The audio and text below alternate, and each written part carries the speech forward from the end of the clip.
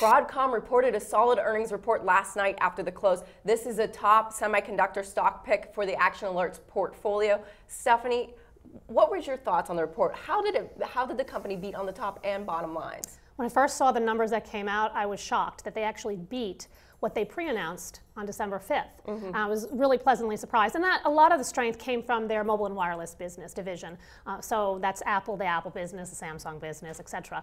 I was also pleasantly surprised with the operating margin.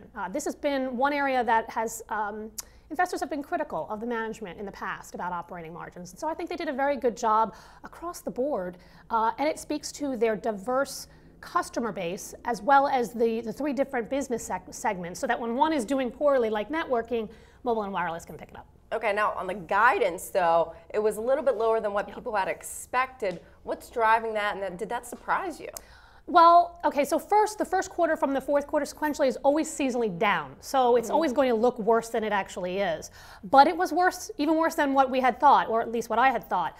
And that was mainly because, not so much mobile and wireless, we know that, again, that is a seasonally soft first quarter typically. It was a networking business, and honestly, the company said the environment, the macro remains really slow and sluggish. So the fact that the company gained market share, though, in all three segments is very encouraging, and again, they're very tight on cost control. So they're doing what they can. They've got the right technology. They're set up really well when we do see a recovery. Well, now depressed technology CapEx spending has impacted the entire group here. Do you expect that headwind to kind of subside as the year progresses? Yeah, that's what we're betting on in a number of ways, right? We own the industrials for that reason. We own some of the technology stocks, Lam Research, for example, for those very reasons. So I do think as you get more certainty and get beyond the fiscal cliff and the debt concerns and the uncertainty, I think we will see businesses invest again and see better improvements sequentially. It's just going to take some time. But as I say, Broadcom is very well positioned with the products and the technology, and they've got a fabulous pipeline of products as well. So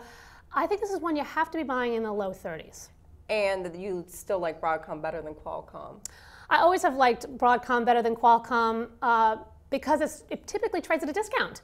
And if you want Apple exposure, great, you're going to get it. If you want Samsung exposure, you're going to get it in both names. To me, as I say, the pipeline is much more attractive versus Qualcomm, and I just think this is a little bit more misunderstood, so I think there's a little bit more upside. Okay, so the upside remains in Broadcom. Remember, buy in the low 30s.